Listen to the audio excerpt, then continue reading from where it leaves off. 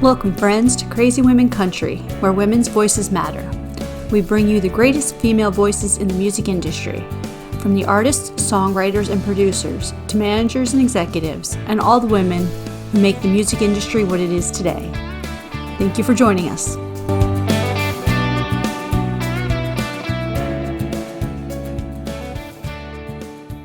In Florida and the UK, all just between 9 a.m. and 9 p.m. So that's just how it works down here. There you go. I have to say, I'm not actually in the UK. I'm from the UK, Oh, but I live in Spain. So we have amazing summers, but freezing cold winters. oh.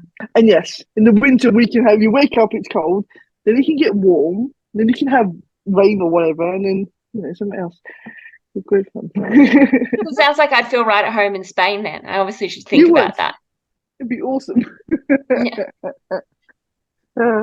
So, to start off this amazing interview, the most important question ever.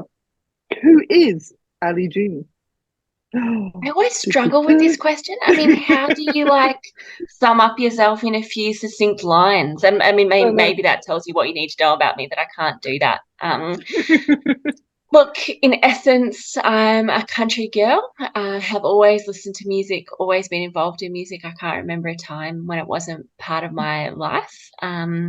Grew up on my grandparents' farm in northeast Victoria, which will mean nothing to our international listeners, I'm sure. But then moved to the big bad city at 16 to continue school, which I think is pretty common for a lot of us. And have been in Melbourne since then, and music has woven in and out of my life, and I love listening to it and playing it and talking about it. So that's probably me in a nutshell, I think.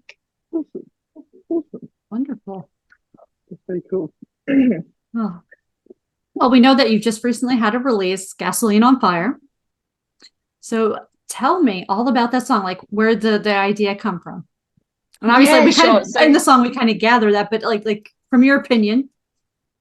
Yeah, so interestingly, Gasoline on Fire was the last track that we wrote for the album and ended up becoming the debut single. So sometimes things just work out in a funny way. And what I love about this song is it's not based on like one experience or one moment. It's kind of like an accumulation of experiences. And as you can hear on the track, it's kind of like all about pushing back and not going quietly. And when I've been in interviews before, people have said to me, oh, do you find it really easy to push back? And I've had to be honest and say, actually, no. Like, it's actually a really difficult thing to do, I think, particularly as a woman, to hold your ground and to own your space. And so this song's really supposed to be about either the times that you did that or the times that you wished you had. And I think it's a message that resonates with a lot of people, and it certainly really resonates with me. So that's really where the track came from. That's perfect. I love it. I was jamming along today working, so great song. Definitely. So I was going to say, tell us about the video. Where was it filmed?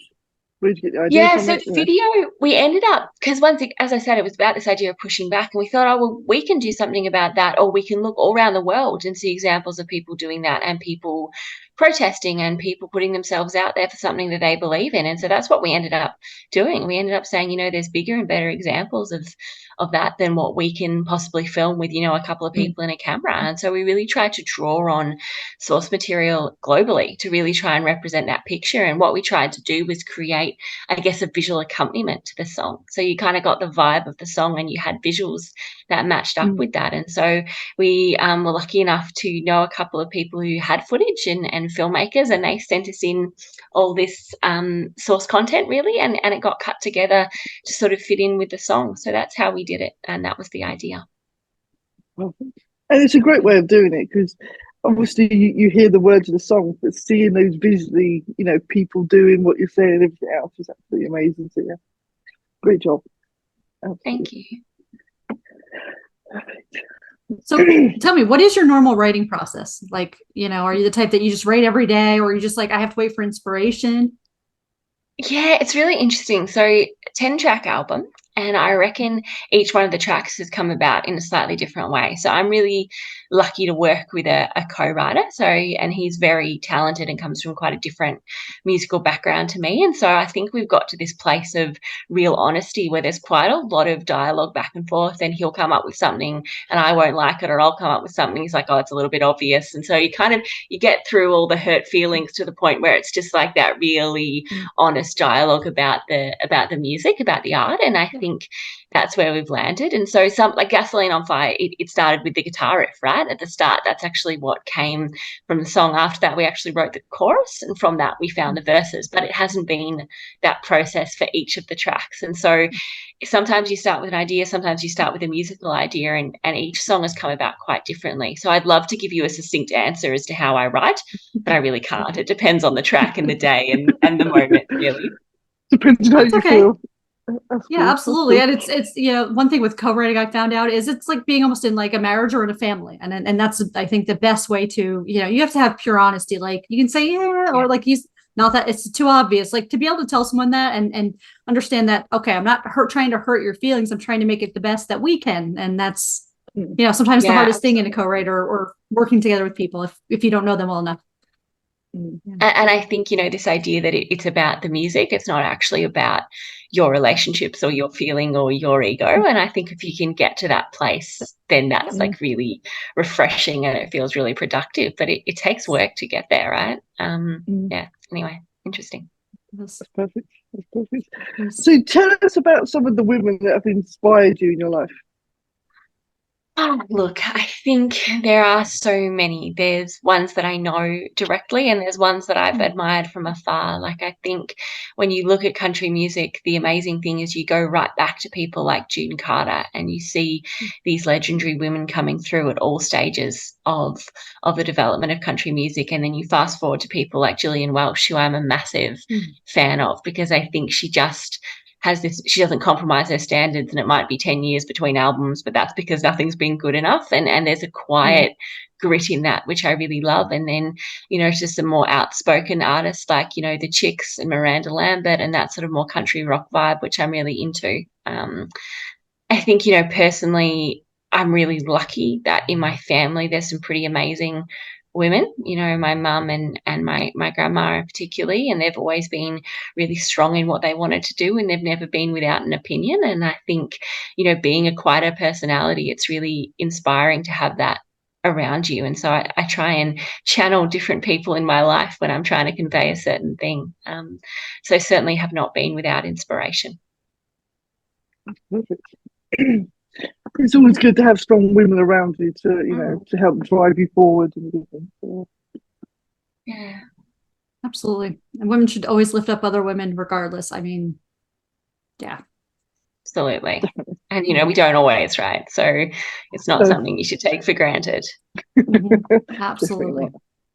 Definitely not. People like to pit women against people against people, and instead we should be helping each other and pushing their way forward and everything. So, yeah, for sure. We need to do. Absolutely. Everyone's like, there's not enough in society. I'm like, there's enough room for everyone. You just, everyone there's room. I'm sorry, but Yeah. But humans have always been and probably always will be our own worst enemies, which is probably why the robots are going to replace us all eventually. But I think we love to divide along whatever lines we can, and it's always limiting, right? So. Definitely. I mean, we're always going to be.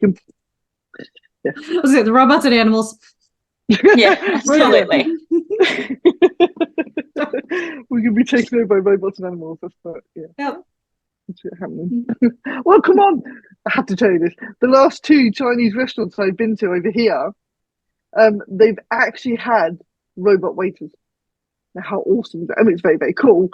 But, that's very simple. But you can see them, they come around, take your food, and bring your food. It's very, very cool. But, yeah, they're slowly moving in. See, I think the thing about Australia is we're about 20 years behind everyone else. So we're still getting excited by the internet, and then we hear people in other countries doing these amazing things. So I'm just going to have to take your word for it at the moment, because we're probably a long way off that. I thought we were behind in Spain, but then when, as I said, I've seen this a couple of times, and I'm like, wow, that's quite cool. But I bet if you go to the States, it'd be even further ahead than we are.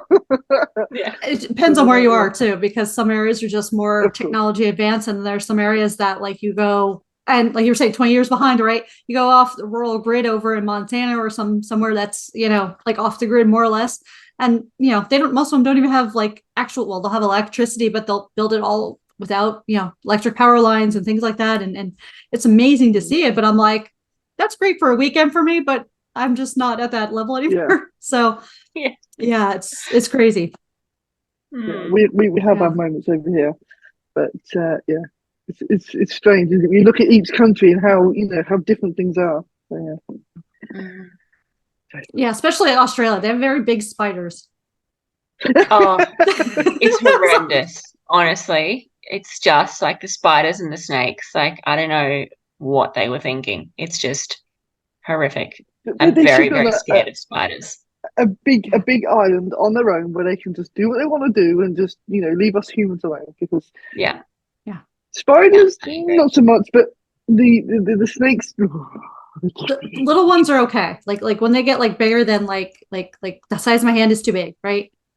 Like that's me. Yeah, Too big. it's Like the if big small hairy ones, ones that okay. scare me. The other ones I'm fine with. Yeah. But like your huntsman spider types, I find them terrible. Like I find them But very aren't they scary. killer? Can't they kill you, huntsman spiders? No, I actually think they're non-venomous, but that's not the point. The point is that they're really still scary. like just But if you're allergic to bees, technically most spiders have the same venom as bees. So if you have that the specific allergen, The right? anaphylaxis You actually thing. yeah. So you can go into anaphylaxis. Or I mean, if you know, like I mean, I have a bee allergy, but not anaphylaxis area. Like I just swell like a balloon so far. Thank God, knock on wood. You know, never want to not be able to breathe. And yeah, like so yeah, I think that's my fear on the spiders is that it's gonna bite me and I'm gonna swell like I do with the bees. That might be my subconscious why I don't like them. See, I think like one of my biggest bonding things with my dad, bless his little cotton socks, is, as I said, I'm terrified of huntsman spiders, and where we lived in the country, there were a lot, and I literally couldn't be in the room with them. So the amount of times my dad has got up on a chair or a ladder and like put the spider in a glass and put the paper underneath and taken it outside, it's such like a gesture of caring for which I am eternally grateful. And of course, he's not scared of them, so he just thinks I'm being massively melodramatic, but he still does it, which I love. Anyway, I digress. It's okay. It's okay. That's a part of crazy here that we enjoy is getting to know you. Okay. Good. And then I'll be the one running around with one of those little Nerf dart guns, like, you know, try and chase the spider and, you know, shoot it with a Nerf dart, which will never happen because that's my accuracy, right? Like I can't even hit anything. So yeah, but it's fun. Yeah. Now that is a video I think we need to see. I agree. Trying to chase his spider. Yeah. I do chase the cat that's here because he'll be silly and I'll just run around and chase him and then I'll shoot the dart and he'll go chase the dart like, oh, my dart. It's funny. Oh, cool. See, I told you I need to get out more. No animals were hurt in the making of this video. Yeah. We better make that clear. Yes. I'm gonna have like some spider activists like at my front door. Yeah, can you imagine it? Look, there it is. Why don't you just pick it up and take it out? Thank you. Yeah, you have because that one there is the little tiny one, but that one's venomous. Good luck. Yeah, thank you. Yeah. Enjoy it. All right. So now that we've been having so much crazy fun, would you like to do our 13 crazy questions? Yes, I would love to. Wonderful. I love this. There's no rhyme or reason to them, and thus far we have not gotten arrested, as you can tell, because we're still doing the podcast. So good. That's a good plus. Yeah. Yes. Yep. Absolutely. Yep. Okay. First question. What is your favorite type of transport? Look, the Sydney ferries are just really cool. They're pretty and like on the ocean. And so, yeah, a ferry. If I could ferry my way through life on the ocean, I'd do that. That'd be awesome. That'd be very cool. I love that. Yeah. Finish this line. Today, my favorite song is Kerosene, Miranda Lambert. Very cool. I love that. Good choice for the day, yeah. What is your favorite sporting event? Oh, the AFL Grand Final. I'm a true Aussie in that. Space can't get past it. So the Australian rules football grand final. Yeah. But that seems mad. That's a crazy sport. They just seem to do anything. Oh, it's totally mental, but it's great to watch. It is mad, I have to say, yeah. Oh, if you ever wrote a book, what genre would it be? Now do a biography. That'd be cool. A biography. Yeah. Okay. If your life was a reality show, what would it be called?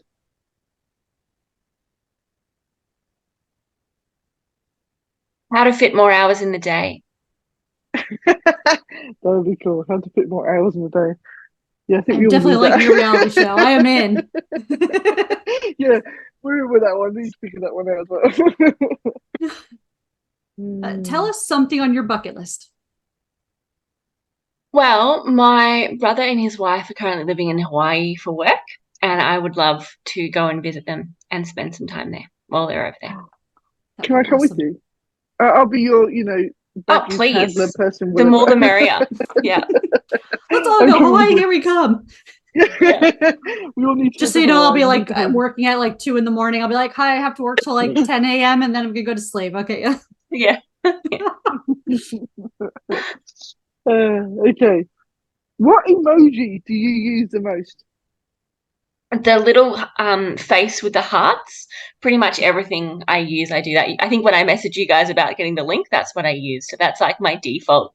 I appreciate you, thank you emoji. I don't know if that's what it's supposed to be, but that's what I use it for. It's very cool. I love that emoji. Tell us, what is your game plan for the zombie apocalypse? Trust the right people. Try and befriend the zombies, and if all else fails, have really, really solid walls. That is cool. I love that. Very solid wall. That's good one. Okay. Which app on your phone do you use the most? I don't tend to use apps that much. I'm just trying to think. Look, I'm going to be really boring and say the banking app. That's cool. That's cool. Oh, actually, no, that's a lie. Spotify, obviously. I forget that that's an app. So that, which is like running constantly. So Spotify. We'll move away from that. Yeah. We can absolutely relate to that. That's usually probably my number one too, is a music app. Yeah. Yeah. But when it's sort of there permanently, you kind of forget about it, which is why I didn't think of it. Yeah. Yeah. I know, because I was thinking the same thing when she asked the question, like, what app would I use a lot? I'm like, yeah. But then you said that, I'm like, yeah, exactly. Yeah. I love that. There you go. So hypothetically, if I called you and said, Allie, I have to hide a dead body, do you know a good place? Oh, look, I think the great thing about Australia having lots of land and not many people is that unfortunately there's probably lots of good places. So, I mean, I don't know any personally, but I reckon I could give you a roadmap and say, try there. Awesome. Wonderful. I love that. Okay. If you owned a bar, what would you call it? Would alley cats be too obvious? No, that'd be cool. Alley Cats is that. a great name for a bar. It's a great name for a bar. Absolutely. If we made a movie about your life, who would you want to play you? Oh, that's such a good question.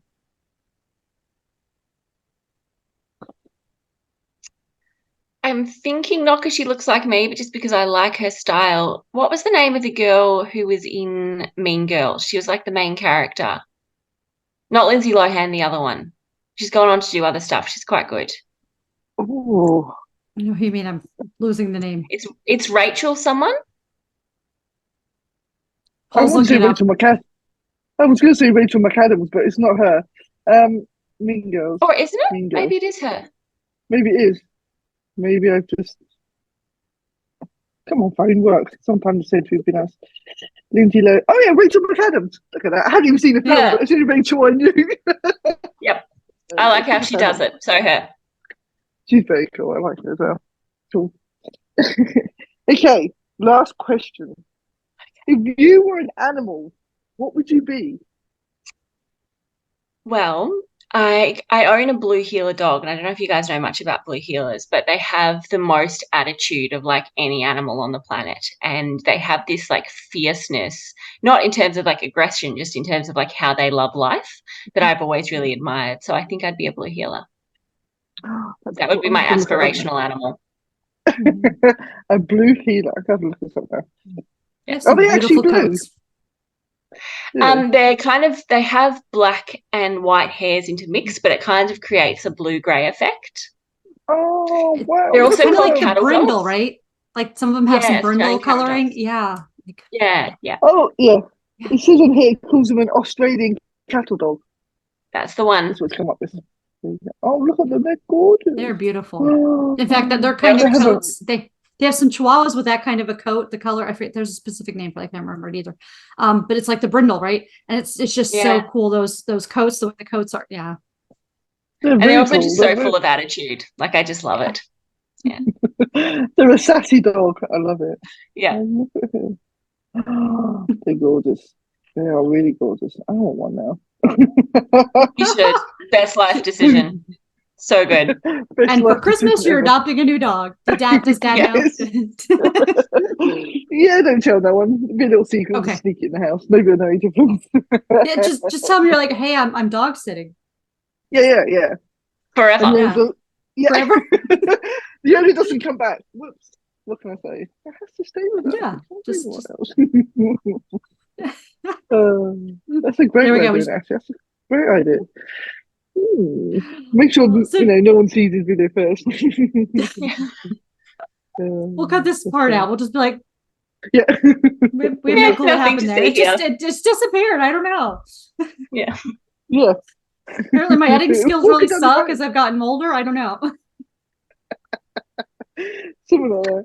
Oh, that's funny. I love it. So, tell us what you have going on for 2024.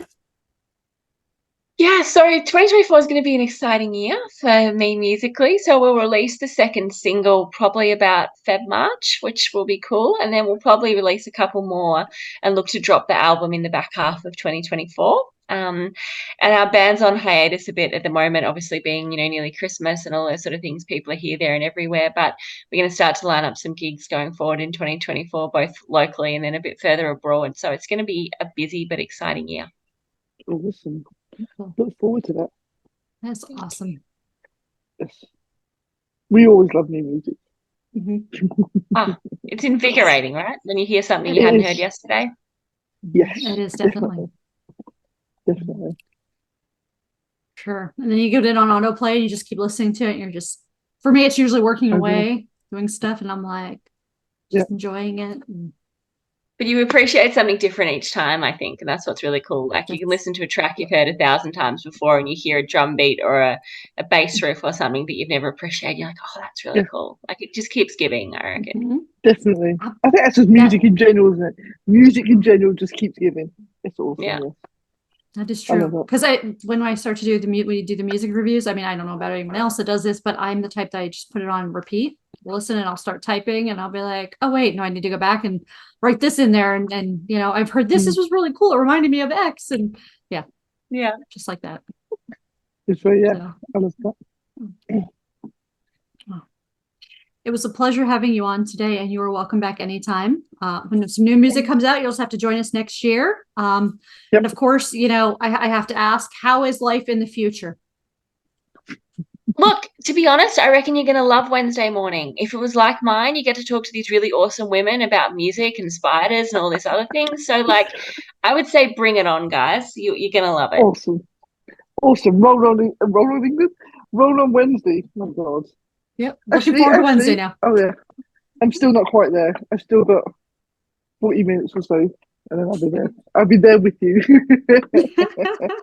That's awesome. I love it. All these future people. But you are welcome back anytime. Thank you so much. I would love to be back anytime, and I really appreciate the time and the fun we've had today. So thank you. No worries. Absolutely. And thank you, friends, for joining us for another episode. We'll see you next time. Adios.